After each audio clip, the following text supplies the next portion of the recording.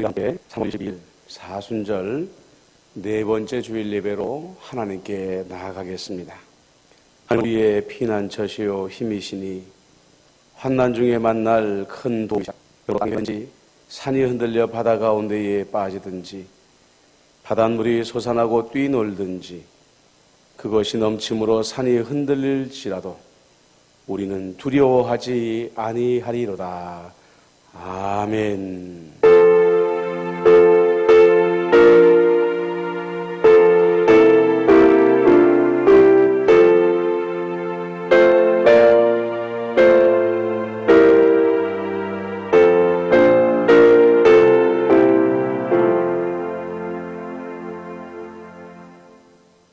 다 같이 참회의 기도를 드리겠습니다. 사랑의 하나님, 지금까지 대한민국과 한국교회를 지켜주신 주님의 은혜를 기억하기를 원합니다.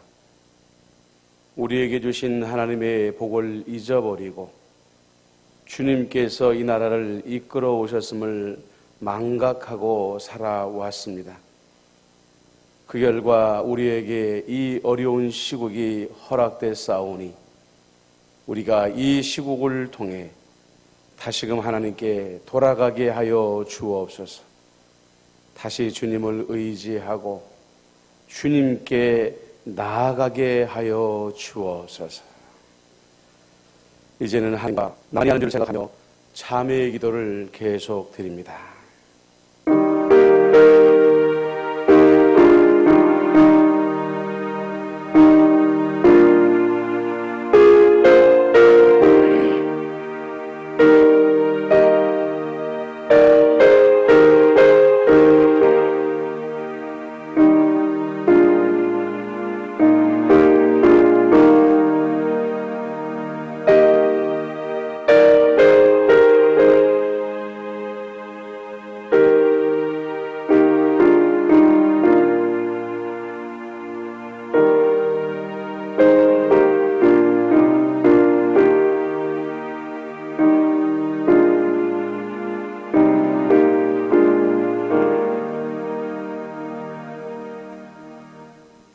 하나님께서는 자신의 부끄러운 죄를 솔직하게 고백하는 자들에게 말씀하십니다. 우리는 그리스도 안에서 그의 은혜의 풍성함을 따라 그의 피로 말미암아 속량 곧 죄 사함을 받았느니라. 아멘. 이제 사도신경으로 우리의 신앙을 고백하오니 나는 전능하신 아버지 하나님 천지의 창조주를 믿습니다. 나는 그의 유일하신 아들 우리 주 예수 그리스도를 믿습니다. 그는 성령으로 잉태되어 동정녀 마리아에게서 나시고 본디오 빌라도에게 고난을 받아 십자가에 못 박혀 죽으시고 장사된 지 사흘 만에 죽은 자 가운데서 다시 살아나셨으며 하늘에 오르시어 전능하신 아버지 하나님 우편에 앉아 계시다가 거기로부터 살아있는 자와 죽은 자를 심판하러 오십니다. 나는 성령을 믿으며 거룩한 공교회와 성도의 교제와 죄를 용서받는 것과 몸의 부활과 영생을 믿습니다. 아멘.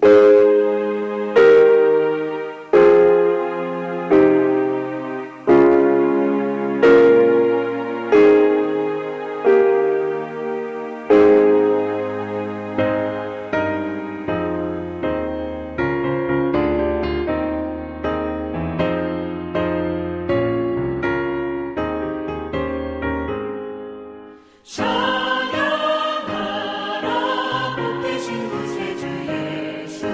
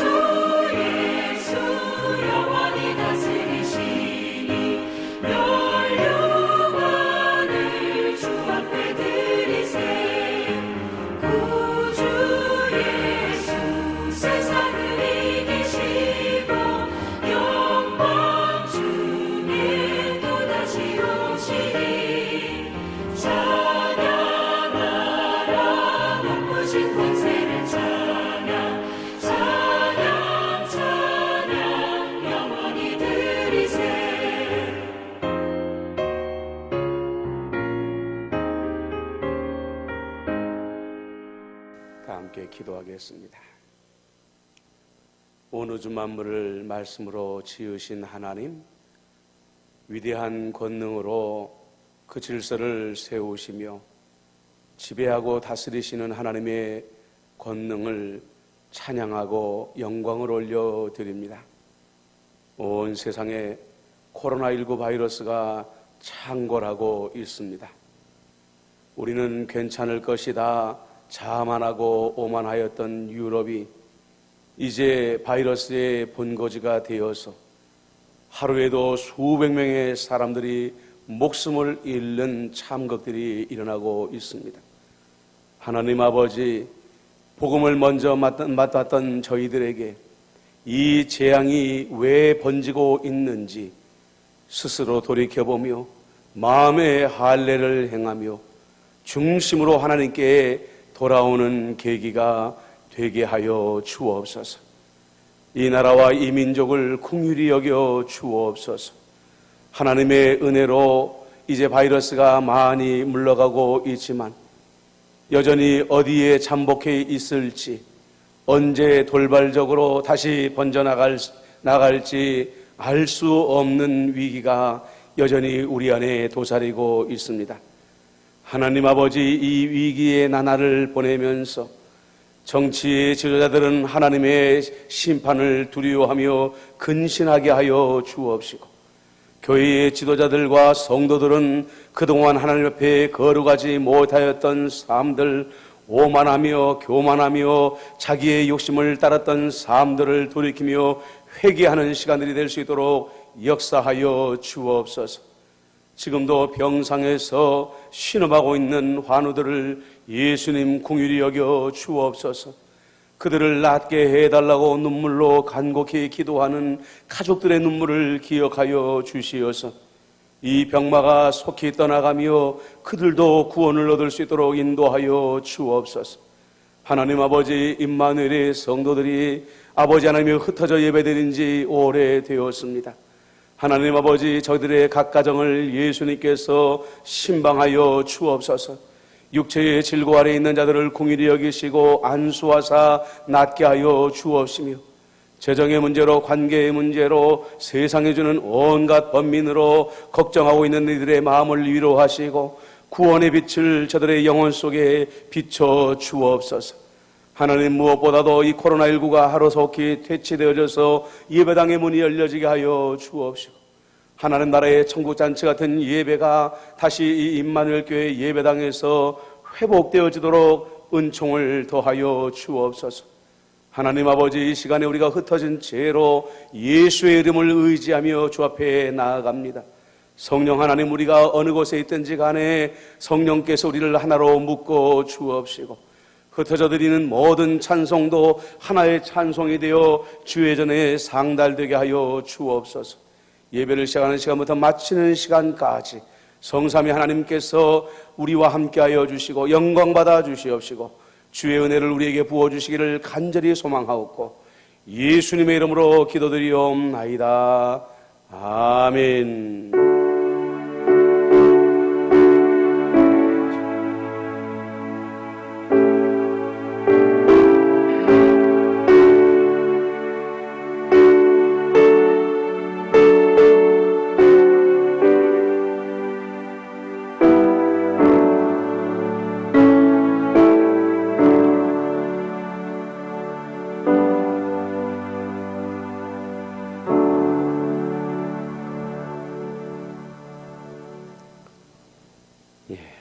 오늘 우리에게 주시는 하나님의 말씀, 마태복음 18장 20절 말씀, 그리고 사도행전 2장 46절 47절 말씀입니다. 마태복음 18장 20절을 읽어드립니다. 두세 사람이 내 이름으로 모인 곳에는 나도 그들 중에 있느니라. 사도행전 2장 46절 47절입니다. 날마다 마음을 같이하여 성전에 모이기를 힘쓰고 집에서 떡을 떼며 기쁨과 순전한 마음으로 음식을 먹고 하나님을 찬미하며 또 온 백성에게 칭송을 받으니 주께서 구원받는 사람을 날마다 더하게 하시니라. 아멘.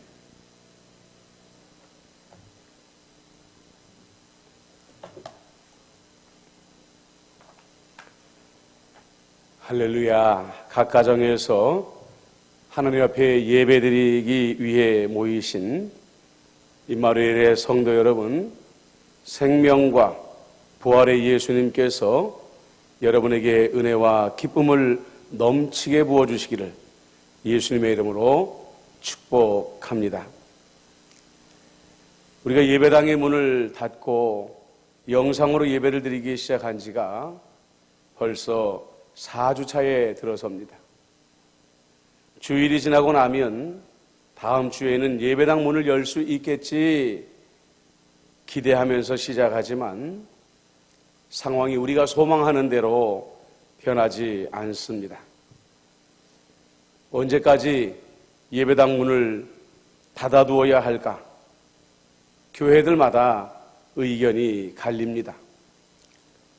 아니, 그 전에 바이러스가 퍼지고 예배당 문을 닫아야 한다는 말이 나올 때부터 교회들은 또 성도들 사이에서 의견이 갈렸습니다. 어떤 교회는 예배당 문을 닫아야 한다고 했고, 어떤 교회는 무슨 일이 있어도 예배당 문을 닫아서는 안 된다고 했습니다. 그러면서 6.25 전쟁 중에도 예배당 문은 닫지 않았다, 예배는 중단되지 않았다, 이런 말을 하기도 했습니다. 그렇다면 과거에도 이런 무서운 전염병이 세상을 휩쓸던 시절이 있었는데 그때 교회는 어떤 결정을 했을까요? 지금 세상을 떠들썩하게 하게 하는 코로나 바이러스는 치사율이 가장 높다는 이탈리아가 6% 정도 된다고 합니다. 우리나라는 1% 조금 넘는 정도입니다. 하지만 14세기부터 16세기까지 유럽을 휩쓸었던 흑사병이라고 불렸던 패스트의 치사율은 지금과는 비교할 수도 없었습니다. 종교개혁가인 쯔빙글리가 살던 쥐리는 그 당시 인구가 7,000명 정도 되었었는데요. 그 중에 2,000명이 한 번에 목숨을 잃을 정도였습니다. 이 당시는 패스트가 지나가고 나면 보통 3분의 1에서 4분의 1에 해당하는 엄청난 사람들이 목숨을 잃었다고 합니다. 이 당시에 가톨릭 교회는 이 패스트를 하나님의 두려운 심판이라고 여겼습니다. 그래서 사제들은, 신부들은 성도들을 거의 매일같이 성당으로 불러 모았습니다. 그리고 하나님께서 자비를 베푸셔서 이 두려운 심판이 하루속히 지나도록, 그리고 패스트에 걸려있는 이들이 빨리 치유되고 회복되도록 기도를 드렸다고 합니다. 그런데 이것이 바로 악수 중에 악수가 되어버리고 말았습니다. 수많은 성도들이 한자리에 모여서 밀집하여서 드리는 이 예배와 기도회를 통하여서 많은 사람들에게 패스트가 전염되어지고 말았습니다. 그 중에서도 가장 큰 피해를 입은 것은 일반 성도들이 아니라 이 미사와 예배를 집례하던 사제들이었다고 합니다. 너무 많은 사제들이 한 번에 죽어나가다가 보니까 나중에는 성당을 이끌어야 될 사제들을 구할 수 없는 지경에 이르게 되었다고 합니다. 반면에 종교개혁가인 마틴 루터도 이 패스트가 하나님의 두려운 심판이라는 것을 인정했습니다. 그러나 하나님의 심판 가운데에서도 성도들은 스스로 조심하고 목숨을 부지하며 이 병을 전파시키지 않아야 된다고 가르쳤다고 합니다. 그래서 마틴 루터는 성도들을 예배당으로 불러 모으지 않고 각자의 가정에서 예배를 드리라고 당부했다고 합니다. 그뿐만이 아닙니다. 꾸준히 집안과 주변을 소독하고 청결히 하여서 이 패스트가 전파되지 않도록 조심하라고 가르쳤다고 합니다. 그렇습니다. 만약에 세상의 어떤 권력이 교회를 무너뜨릴 목적으로 예배당의 문을 닫으려고 한다면 우리 성도들은 목숨을 걸고 예배당의 문을 열고 예배드려야 할 것입니다. 하지만 만약 우리가 모여 예배당의 문을 열고 예배를 드림으로 인해서 우리 주변의 이웃들에게 불편을 주거나 불안함을 가져다 주거나 나아가 그들의 건강을 해칠 염려가 있다고 한다면 마틴 루터의 권면대로 우리는 안타깝지만 잠시 예배당의 문을 닫아둘 수도 있는 것입니다. 그런데요, 정말 우리가 염려해야 하는 것은 바이러스가 돌고 있는 지금이 아닙니다. 이 바이러스가 지나고 나서부터 정말 우리 교회와 성도가 염려할 일들이 시작되어질 것입니다. 미국의 MIT에서 발행하는 한 잡지에 이런 제목의 글이 실렸다고 합니다. We are not going back to normal.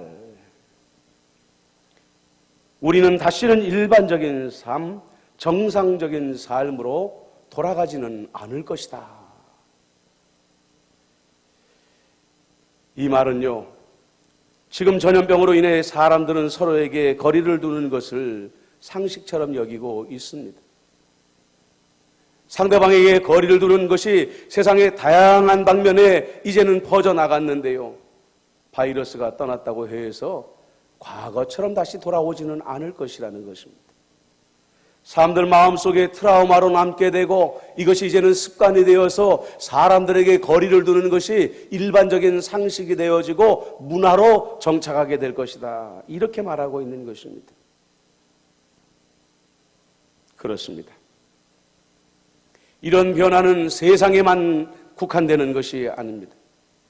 교회의 문화도 바꿔놓을 것입니다. 코로나 바이러스를 전국에 퍼뜨리는 것은 누가 뭐라고 해도 이단인 신천지였습니다. 확진자 중에 61%가 신천지와 관련된 것이라는 통계가 잘 말해주고 있지 않습니까? 그러다가 몇 교회에서 확진자가 나왔습니다. 정부의 예방 정책을 따르지 않는 미꾸라지 같은 정말 몇 교회에 불과한 것입니다. 그런데 언제부터 갑자기 비난의 화살이 신천지에서 일반 교회로 향해졌습니다. 교회에 관한 비판적인 기사만 뜨면 수많은 악성 댓글들이 쏟아져 나오고 있습니다.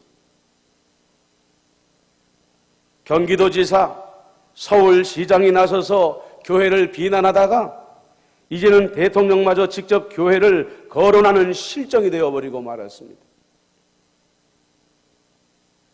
이제 마치 교회가 바이러스 전파의 진원지가 된 것 같은 그런 분위기로 몰아가고 있는 것이죠.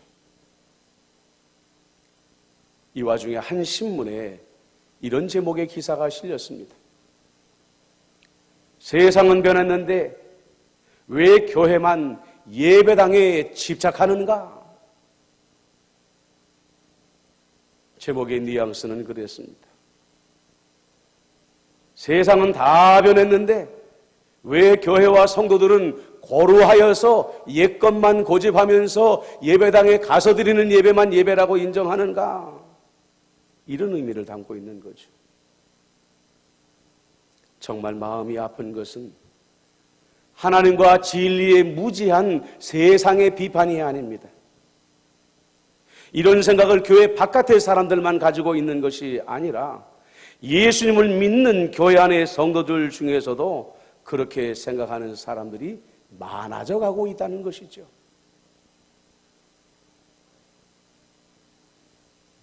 많은 목회자들이 예배당 문을 닫고 있는 상황에서 가장 염려하는 것이 바로 이것입니다. 굳이 예배당에 안 가고 영상으로 예배 드려보니까 야, 이것도 괜찮다. 꼭 예배당에 가서 번거롭게 다른 사람들과 한자리에 모여서 그렇게 예배 드려야 할까? 이런 생각들을 가지게 되었다는 겁니다. 우리가 가난한 성도들, 그러니까 교회에 안 나오며 스스로 신앙생활하는 사람들은 꼭 교회에 문제가 있었다거나 신앙이 약해져서만 그런 줄 알았습니다. 하지만 가난한 성도들 중 제법 많은 사람들이 사실 오래전부터 이런 생각들을 하고 있었다는 거죠. 굳이 왜 예배당에 가서 번거롭게 예배드려야 될까? 이런 생각들이 코로나19 바이러스처럼 전염병이 되어서 성도들 사이에 퍼져나가고 있다는 말입니다. 저는 조금 전 세상의 어떤 권력이 만약 교회를 무너뜨릴 목적으로 예배당 문을 닫으려 한다면 우리는 목숨을 걸고 저항해야 된다고 말씀을 드렸습니다. 왜 꼭 그렇게까지 예배당 문을 열어야 하고 우리는 왜 굳이 예배당에 와서 번거롭게 함께 예배 드려야 할까요? 오늘 마태복음 18장 20절을 보십시오. 우리 예수님은 분명히 두세 사람이 내 이름으로 모인 곳에는 나도 그들 중에 있다라고 말씀하십니다. 예배는 하나님께 드려지는 것입니다. 그런데 그 예배를 받으시는 우리의 하나님 되시는 예수님께서 분명히 내 이름으로 두세 사람이 모인 그곳에 나도 있겠다 말씀하시고 그 예배를 받으시겠다 선포하고 계시지 않습니까? 성도들이 함께 모이는 곳에 오시겠고 모이지 않는 곳에 오시지 않겠다 말씀하고 계십니다. 예배당은 우리 예수님과 예수님을 믿는 성도들이 함께 모여 예배드리기 위해 바쳐진 거룩한 장소입니다. 우리가 예수님과 그곳에서 만나기로 약속한 장소인 것이죠. 우리가 예배당에 나와야 될 첫 번째 이유는 예수님께서 우리를 그곳으로 부르시고 그곳에서 예배를 받으시겠다고 말씀하셨기 때문입니다. 그렇다면 왜 예수님께서는 우리에게 두세 사람이 굳이 모여 예배 드리라 말씀하셨을까요? 예수님께서 이 땅에 가져오신 기쁜 소식, 복음의 핵심이 그렇기 때문입니다. 예수님께서 이 땅에 처음 선포하신 복음을 기억하십니까? 때가 찼고 하나님의 나라가 가까웠으니 회개하고 복음을 믿으라 이 말씀을 하셨습니다. 예수님의 복음은 이 땅에 하나님의 나라를 세우시는 것입니다. 예수님의 복음을 이 하나님 나라에 모인 성도들을 이 땅에서 지키시다가 저 하늘의 영원한 나라로 올리시는 것입니다. 그런데 이 땅의 나라이든지 저 위의 나라이든지 그곳은 예수님과 예수님의 성도들이 함께 살아가는 곳입니다. 우리가 굳이 예배당에 모이고 이곳에서 예배를 드리고 친교를 하는 것은 바로 이것이 예수님께서 세우신 하나님의 나라이기 때문에 그리고 그 나라에 들어가 살기에 훈련받고 있는 것입니다. 사도행전의 말씀 당시에는 여전히 유대인이나 로마의 군대가 살기가 등등해서 예수 믿는 사람들을 잡아들일 때가 아니었겠습니까? 그러나 당시의 성도들은 마음을 같이하여 성전에 모이기를 힘써서 함께 모여 함께 예배하고 기도하고 떡을 떼며 기쁨과 순전한 마음으로 교제하고 있었다. 이렇게 말하고 있지 않습니까? 모임은 교회의 생명입니다. 그래서 우리는 예배당에 들어가 예배드리는 것을 목숨을 걸고 지켜내야만 하는 것입니다. 코로나 바이러스가 사람들의 관계를 멀리 떨어놓기 오래전부터 사실 사람들은 모이기는 것을 별로 좋아하지 않았습니다. 가장 가까워야 할 가족도 이제 함께 모여 살기보다 각자 흩어져 살아가는 것을 좋아합니다.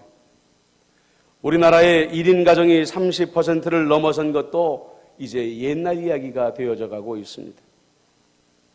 세상은 이미 오래전부터 함께 모이는 것보다 흩어져 각자 살아가는 길을 택했습니다.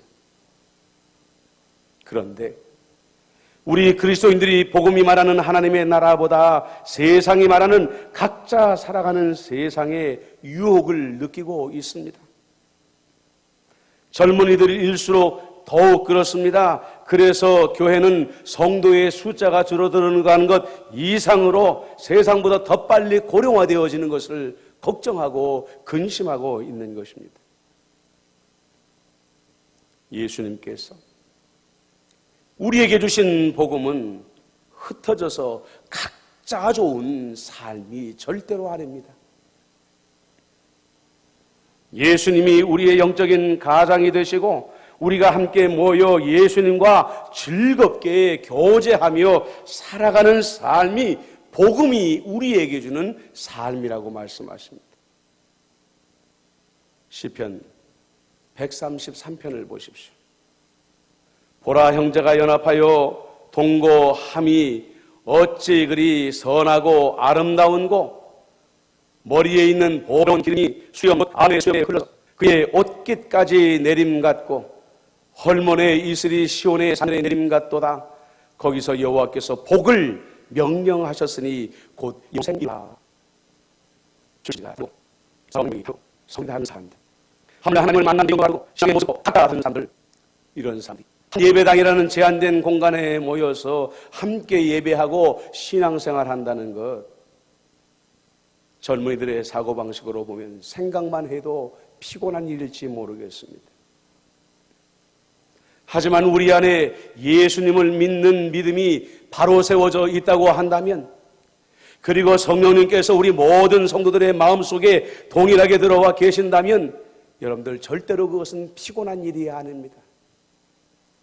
세상의 어떤 만남과 어떤 모임에서도 누릴 수 없는 놀라운 기쁨을 그 모임에서 우리는 경험할 수가 있는 것입니다. 여러분, 청소년 때에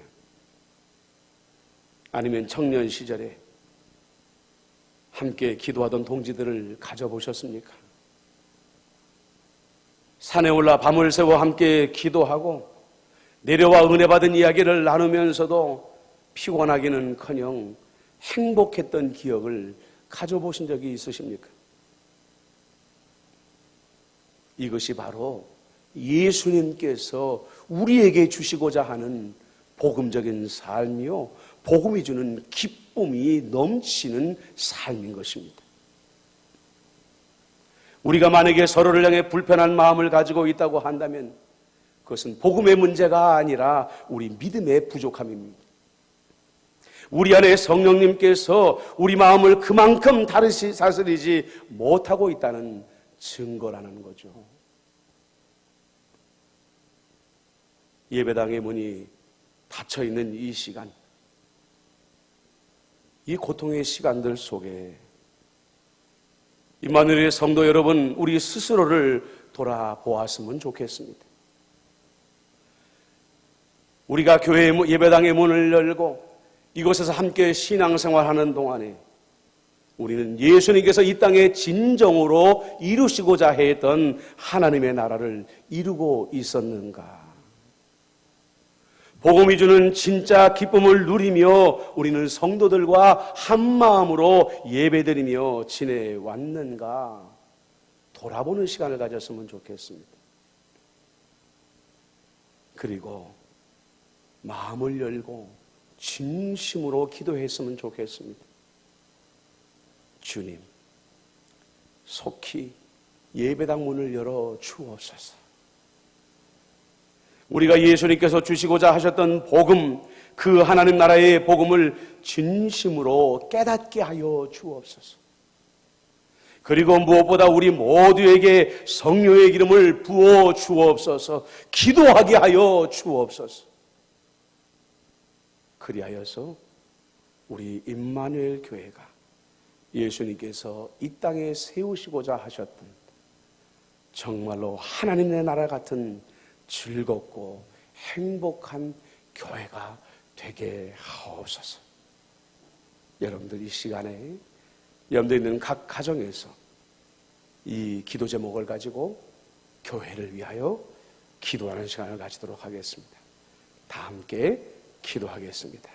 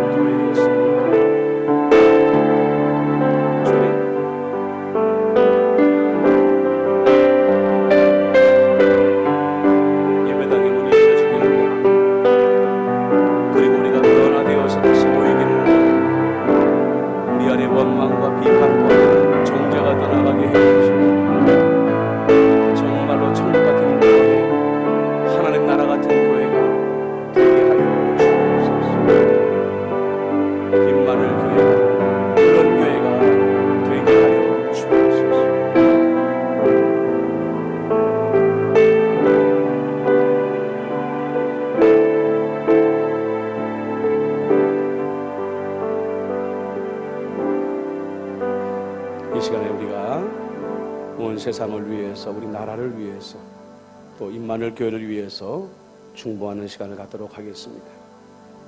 온 세상에 바이러스가 창궐하고 있습니다.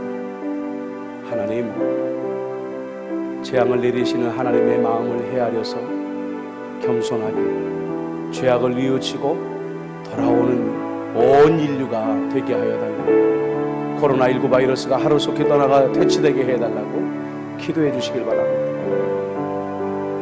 우리나라는 코로나19가 여전히 우리의 생명을 위협하고 있는 이때에 정치인들, 4월에 있을 국회의원 선거에 온통 마음을 빼앗기고 이전 투구를 일삼는 부끄러운 모습을 서슴지 않고 우리에게 보여주고 있습니다. 하나님께서 저 썩어 빠진 정치인들을 심판하여 주시고, 도리어 이번 선거를 통하여서 하나님의 거룩한 뜻을 받들 수 있는 그런 국회의원들이 많이 선출될 수 있게 해달라고 오늘 기도해 주시기를 바랍니다. 이 코로나19 바이러스가 하루속히 퇴치될 수 있도록 여러분들 중보해 주시고, 조금 전에 기도한 대로 예배당의 문이 속히 열릴 수 있도록 우리 성도들이 속히 돌아와서 이곳에서 하나님께 경배할 수 있도록 기도해 주시고요. 코로나19 바이러스가 창궐하는 와중에도 또 수술을 받으시고 회복하는 분들이 여러 분 계십니다. 이분들을 위해서도 여러분들 중보 기도해 주시고, 여러분들 마음 가운데에 듣고 알고 계시는 환단당하는 이들을 위하여서 마음을 열고 기도해 주시면 고맙겠습니다. 온 세상을 위하여, 나라를 위하여, 교회를 위하여 함께 기도하겠습니다.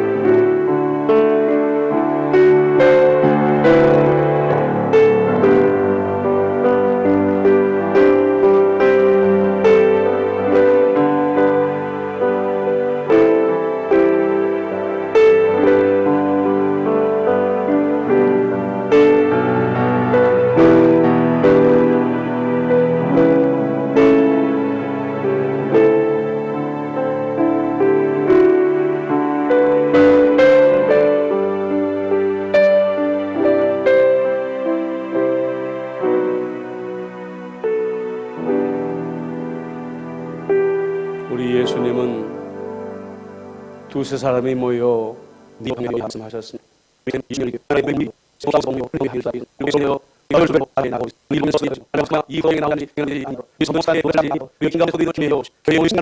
이 바이러스 나가서 예배당에 문이 열려지게 되었을 때에 중조하는 뿌리며 돌아오게 하여 주옵소서. 온 천지 예수님 앞에 오만하여 마음을 내려놓고 겸손하게 하여 주옵소서. 부정했던 모든 삶을 떠나 거룩한 삶으로 돌아오게 하여 주옵소서. 이 땅의 지도자들이 온갖 폐악한 짓들을 포기하고 내려놓게 하여 주옵시고, 하나님 앞에 겸비하여서 죄를 뒤집어쓰고 돌아오게 하여 주옵시며, 하나님 아버지 무엇보다도 교회가 하나님 앞에 회개하며 마음을 성결히 하고 돌아오게 하여 주옵소서. 코로나19 바이러스가 이 땅에서 빨리 물러가기를 원합니다. 고통으로 신음한 이들이 낫기를 원합니다. 가족의 품에 돌아가게 되기를 소망합니다. 임마누엘 교회 성도들 가운데에 이 위중한 환경 가운데에서도 건강의 위협을 받고 있는 이들이 있습니다. 예수님께서 신방하여 주시옵시고 낫게 하여 주시옵시고 주의 날개 아래 안보하여 주옵소서. 예수님의 이름으로 축복하며 기도드리옵나이다. 아멘.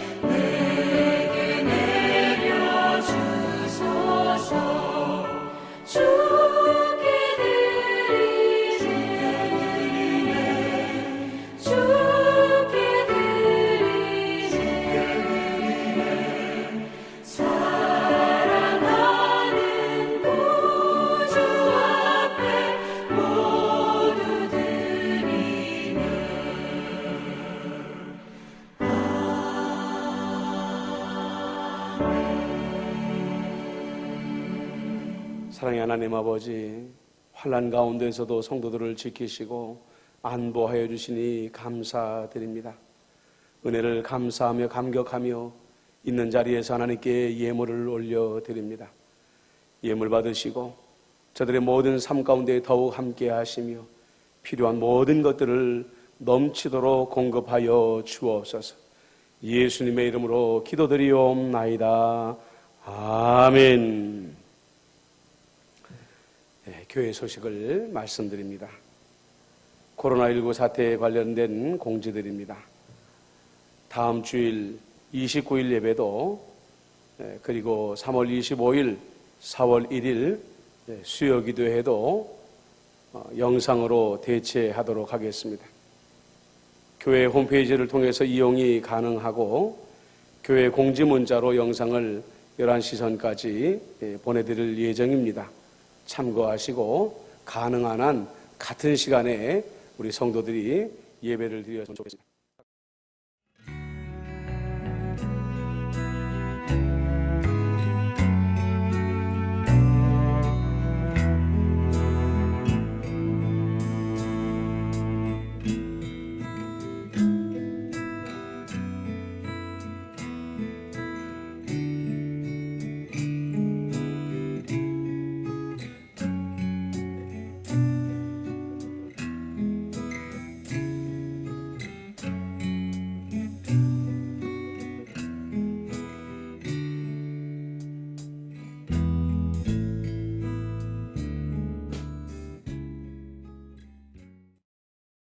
우리 주 예수 그리스도의 은혜와 하나님의 크신 사랑하심과 성령의 반복제 교통으로 인도하심 모든 우리를 하는 자들 되지 않기를 원합니다.